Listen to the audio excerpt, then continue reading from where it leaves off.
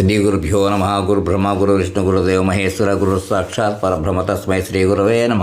సదాశివసమారభవ్యాసశంకర మధ్యమం అస్మదాచార్య పర్యంతం వందే గురు పరంపరాం నారాయణం నమస్కృత్య నరం చైవ నరోత్తమం దేవీం సరస్వతీం వ్యాసం తతో జయముదీరయేత్.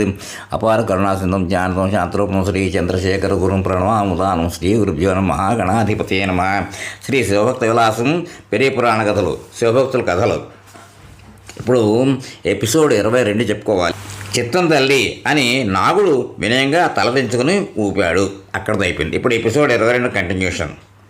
వృద్ధజోగిని మాట ప్రకారం దత్త ఒక ఉదయం ఆమె వద్దకు వెళ్ళి దీక్ష కోసం వేచి ఉండగా వృద్ధ ఒక భస్మనాళికను తాకి దత్తకి దీక్షనిస్తూ వల్లీ ప్రతికరమైనది వరరూపమైనది అయిన వేడుకోలు పదాలను ఇలా ఉపదేశించింది.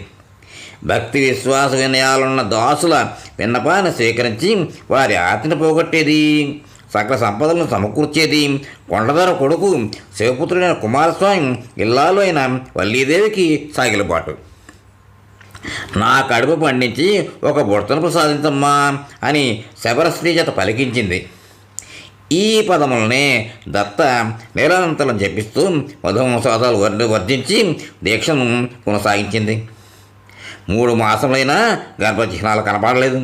అప్పుడు జోగిని మాత షణ్ముఖస్తుతి సుందరమైన వేరొక పద్యమును పార్వతీదేవి ముద్దుబిడ్డ నెమలి వాహనుడు కూడా నీకు ఏటికోళ్ళు అట్లు దత్తకిచ్చింది. ఈ పద్యాన్ని దత్త అహోరాత్రులు జపించగా 1 వారం గడిచిన తర్వాత నిద్రలో ఆమెకు ఆకాశం నుంచి నిండు పున్నమి జాబిలి తన ఒడిని నింపినట్లయింది. ఆమె ఇల్లంతా చిక్కటి కాంతి పరుచుకుంది. ఏదో తెలియని మగత, కాంతి, శాంతి ఆమెను ఆక్రమించాయి. ఈ విషయాన్ని యోగునికి చెప్పగా ఆమె సంతసించి ఎవరితోనూ ఈ మాట అనరాదు అని కట్టడి చేసింది. 1 నెలలోపున ఆమెకు కడుపు పండిన శుభచిహ్నాలు పొట్టబరించగా ఆ గూడెమంతా పండగ పండింది. బిడ్డ పుట్టకుండానే బిల్లదొర తాను వృద్ధమాత వద్ద వల్లీదేవికి ముక్కుకున్న 1,000,000 కుంచాల ముత్యాలను సమర్పించి సంతోషించాడు. ప్రసవకాలం సమీపించగా దత్త స్వయంగా చంద్రబొమ్మే తానైంది. ఒక శుభముహూర్తంలో గ్రహాలన్నీ శుభస్థానంలో ఉండగా దత్తాదేవి తూర్పు దిక్కు ఉదయం చంద్రుని ప్రసవించినట్లు మగబిడ్డని కని సేద తీర్చుకుంది. నాగుడు సంతోషం పట్టలేక తన జనులందరికీ కానుకలు పంచి వారి చేత విప్పమధం తాగించాడు. ప్రకృతి పరవశించినట్లు అనేక సూచనలు కనపడ్డాయి. లేళ్ళు స్త్రీల వేళ్ల చివరన నాకు సాగాయి. నెమళ్ళు నిర్భయంగా జనం మధ్య నాట్యమాడాయి.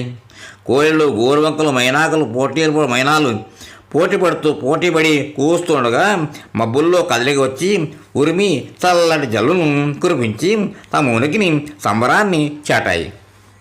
నేల తడవగా ఎగసిన కమ్మటి సువాసనతో పూల పరిమళాలు మేళవించి చిక్కటి హాయిని అందరికీ పంచాయి. ఏనుగులు ఆకుండా ఘేంకరించాయి. భోజనం తెచ్చిన కానుకలతో శబరినాయకుని ఇల్లంకంత ఇల్లు కిక్కిరిసిపోయింది. ఈ బాలుడు శివభక్తిలో నారాయణ్ణి మించిపోను అన్న అశరీరవాణిని సిద్ధులు మాత్రమే వినగలిగారు. నారాయణుడు శివునికి ఒకే కన్నర్పించగా ఈ బాలుడు రెండవది కూడా ఇయ్యబోతాడు. తల్లి లాలంలో తండ్రి పాలనలో పిల్లడు శుక్లపక్ష చంద్రుని వలె పెరగసాగాడు. తల్లి కుంచపుతనంలో మీద పాకుతూ తండ్రి బలమైన బాహువులను ఎక్కి తన చిగుడితో తన భుజాలను కొరకపోయి తండ్రి విదిలించుకోగా దబీమని నేల బేట్ల వారిలా పడిపోయేవాడు. తల్లి ఆక్రోశిస్తూ ఎత్తుకోబోతే నవ్వులు కురిపించేసి పాకుతూ పారిపోయేవాడు. అసలే దుండగునికి దేహాభిమానం ఉందా, పోనీ అభిమానమైన ఉందా అని అనిపిస్తూ ఉంటుంది. మళ్ళీ అదే ఆట. తల్లి తమకతోనూ తండ్రి గర్వంతోనూ తమ పుణ్యాల పంట ఈ బొత్తిగా నదురు బెదురుని గండని చూసుకుని కడుపు నింపేసుకునేవారు. పిల్లాడి దేహసౌష్టం సౌష్టం అంగపాఠం మనోధైర్యం మొదలైనవి వీర లక్షణాలు కాబట్టి అతనికి ధీరుడు అని పేరు పెట్టారు. చక్కగా సరిపోయింది కదూ. అతడు అలాగే సర్వతోముఖంగా పెరుగుతూ పల్లెవారందరికీ సంతోషాన్ని గర్వాన్ని తెచ్చిపెట్టసాగాడు. అతనింత గొల్లతల అరచేతి మాణిక్యము అతడు ఎవ్వరికీ కాలం గడవడమే తెలియట్లేదు. కాలకాలను కాపోయే భక్తుడితడు మరి, అందుకే కాల ప్రభావం ఆ ప్రాంతంపై కనపడదు. అతడికి నెమ్మదిగా పళ్ళు వస్తుండగా తల్లి తండ్రి గూడెం అతడికి నేర్పుగా బుడిబుడి పలుకులు పలకసాగాడు. తల్లి అమ్మ అత్త తాతలు నేర్పితే తండ్రి అడవి ఆలైన కొట్టు చంపు అయ్ అని పనికి వచ్చే పలుకులు పలికించసాగాడు తండ్రి. ఈ బుడత తన ఈడు పిల్లల్ని తన బలం చేత స్నేహం చేత ఆకర్షించి సూష్టుగా ఆడుకుని తిని తిరిగేవాడు. ఆ గూడెం వారి పుణ్యం. శ్రీకృష్ణుడు వ్రజకులాన్ని అలరించగా ఇతడు ఈ గూడాన్ని బృందావనంగా మార్చివేసాగాడు. రోజు రోజుకి వారందరిలో కొత్త కాంతి, కొత్త ఆనందం, చెప్పరాని తృప్తి, బెంగళైన జీవనం వెల్లువిరుస్తూ ఉన్నాయి. స్త్రీలు అన్నీ మర్చి ఆ పిల్లాడితో క్రీడించి తమ బిడ్డల్ని మర్చిపోయినట్టుగా చూస్తారు. పనులు మానేసి అలా చూసే తమ భార్యలను ఏదో మందలిద్దాం అనుకున్న భర్తలు వారిని చూడగానే అసలు విషయం స్మృతికి రాగా వారి చెక్కలను ఎంగిలి చేసేసి నాలుగు కలుచుకుంటారు. ఇంకొంత వయస్సును పోగు చేసుకున్న ధీరుడు తన చెలికాళ్లతో చిన్న పులుల్ని, చిరతల్ని, అడవి పందుల్ని, ఏనుగున్నల్ని అడవులతో ఆ అడవి లతలతో బంధించేసి ఆడుకునేవాడు. తండ్రి వాటిని కొట్టమని నరకమని ప్రోత్సహించేవాడు. ధీరుడు అతన్ని ఇట్టే మరిపించేసేవాడు. 2 వేట కుక్కలే ఇప్పుడు అతన్ని నీడలా వెంబడించేవి, భక్తిని ఆశ్రయించే జ్ఞాన వైరాగ్యంలాగా. ఏ పనిలో ఏ ఆటలో ఉన్నా సరే అతని నియమం తప్పకుండా రోజు జోగినీమాతను దర్శించేవాడు.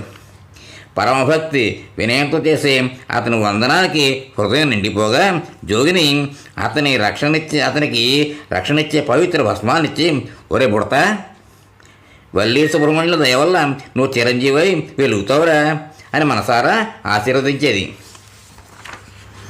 ధీరుని స్వర్ణముఖరీ స్నానం. శ్రీ అగస్త్యుడు చెప్తున్నాడు. ధీరుడికి ఇప్పుడు 12 ఏళ్ళు. తండ్రి నాగుడు అతని చేత లాంఛనంగా ఆయుధం పట్టించే కార్యక్రమాన్ని ఏర్పాటు చేశారు. దేశ విదేశాల్లోనూ కిరాతులందరికీ ఆహ్వానాలు వెళ్ళగా హిమాలయ, సుమేరు, నిషిత, గంధమాదన, వింధ్య, మహేంద్రాది భారత ప్రాంతాల్లోంచి వ్యాధులందరూ అక్కడ చేరారు. అందరూ ముచ్చటగా ఎన్నో కానుకలు తెచ్చి నాగునికి, ధీరునికి ఇస్తే అవి ఓ చిన్న కొండంత అయిపోయాయి. నాగుడు అతిథి సత్కారానికి చేసిన ఏర్పాట్లు వచ్చిన వారిని ఆనందాశ్చర్యాలతో ముంచెత్తేశాయి. వేణుగుని డేరాలతో నింపేశారు. కొన్ని రోజులకి సరిపడే ఆహారాన్ని, మధువును పుష్కలంగా అమర్చేశారు. రేయింబౌళ్ళు, నృత్యగాన, ఇంద్రజాలాది అనేక వినోద కార్యక్రమాలు కూడా నిర్వహించారు. ఒక సుముహూర్తంలో నాగుడు బుడత చిరుతలాగా ఉన్న తన పుణ్యాల పంట యువకిశోరం అయిన ధీరునికి కొత్త పులిచెరువు మీద తూర్పుముఖంగా కూర్చోబెట్టేసి తన అధికార లాంఛనం ఒక చురుకిన వాడికి చేతికిచ్చేశాడు. అప్పుడు శబర సుందరిమణులు గొప్ప సంబరంతో నృత్యం చేస్తూ ఊలు ఊలు అంటూ వారి భాషలోని వింతధ్వనులు పలుకుతూ అందరినీ అలరించారు. తర్వాత నాగుడు పిల్లాడి చేతికి అంగుళిత్రాణం అంటే రక్షణాకవచం ఇచ్చేసి తొడిగి విల్లంబులు ఇచ్చి సభామధ్యంలో ఉన్న అతనితో, ఒరే అయ్యా, అలాగో ఆ జంబి చెట్టుకి ఇసుకై కట్టేసిన పందిపిల్లని చేపతో కొట్టరా అన్నాడు. ధీరుడు తన తండ్రికి తల వంచి అమ్మని విల్లుకి ఎక్కుపెట్టి చెవిదాకా అలాగే వదిలాడు. పందిపిల్ల ఎగిరి అవతల పడిద్ది. గుంప అంతా ఒకటే కేకలు, ఈలలు, చప్పట్లు, కొమ్ము పూరాపు శబ్దాలు. సంపంగ మొదలైన పూలంటలో తమ బుల్లిగలను ముంచేసేసారు వాళ్ళంతా. తండ్రి నాగయ్య అతని చేత వచ్చిన పెద్దలందరికీ కాళ్ళు ముట్టించి దండాలు పట్టించాడు. వారంతా ఎన్నో రకాలుగా దీవిస్తే మురిసిపోయి వాడి నుదుటిని ముద్దెట్టి గట్టిగా వాటేసుకున్నాడు. అతని సంబరాన్ని ఎవరు నింపగలరు? పుత్రోత్సాహం తండ్రికి అన్నారు పెద్దలు. వచ్చిన అతిథులంతా మరిన్ని ఉత్సవాలు చేసుకుని నాగుని చేత సత్కరింపబడి తృప్తిగా తమ తమ స్థానాలకి. ధీరుడు ఒక గురువు దగ్గర సంప్రదాయబద్ధంగా విలువిద్యతో పాటుగా ఇతర యుద్ధ విద్యలు నేర్చుకుని అందులోని మెళకువలను బట్టి ఇట్టే పసికట్టేశాడు. ఎలాంటి ప్రాంతమైనా సరే ఇసుక తెన్నెలు, కొండలు, గుట్టలు, వాగులు, జలపాతాలు, కీకాలని దాన్ని ఎలా అధిగమించాలో, ఆయా చోట్లలో జంతువులను ఎలా ఎదుర్కోవాలో, తరమాలో, వేటాడాలో ఇవన్నీ సునిశ్చితంగా పరిశీలించి నేర్చేసుకున్నాడు. నేర్చుకుని ఏకలవ్యం గుర్తు తెచ్చేసాడు. మన్నెమ్మనగాడు అయ్యాడు. గురువుగారి కొడుకులు ఇద్దరు గాడ నాను అనేవారు ఇతని ప్రాణశీతులు అయిపోయారు. నా ముగ్గురు కలిపే పొద్దున్నే సర్దికూడు తిని బిల్లంబులు పట్టుకుని బయలుదేరిన వాళ్ళు కోన చెట్టు పుట్ట గుట్ట వాగు అన్నీ చుట్టబెట్టేసి భుజాల నిండా వేటాడిన దుప్పులు కుందేళ్ళు పక్షులు అన్నితో ఇళ్ళు చేరేవారు. చీకటి పడ్డాక ఇళ్ళు చేరేవారు. దత్త కొడుకుని సున్నితంగా మొదలిచ్చి గాఢనాడులను చీవాట పెట్టేది. అంత చీకటి పడేదాకా ఎడకపోతే అంటూ మెకాలు కట్టి ఏ పొదదాటనో మాటేస్తే అనేది. పైగా ధీరుడు ఆమె నోట్లో మిగులు ముగ్గిన ఓ కొండరేవి కొండలో పెట్టి నోరు ముగించేసేవాడు. ఇలా పొద్దెక్కింది మొదలు పొద్దుగుంకి నీళ్ళను మూసిరేదాకా అనుదినం వారికి ఇదే క్రతు. ఎండ కానీ నీడ కానీ ఏమైనా కానీ కొండల పడి తిరగడమే మా కులజీవనం అంటూ ఉండేవారు. ఇక్కడితో ఈ ఎపిసోడ్కి విరామిద్దాం. తర్వాత కంటిన్యూ చేద్దాం. స్వస్తి.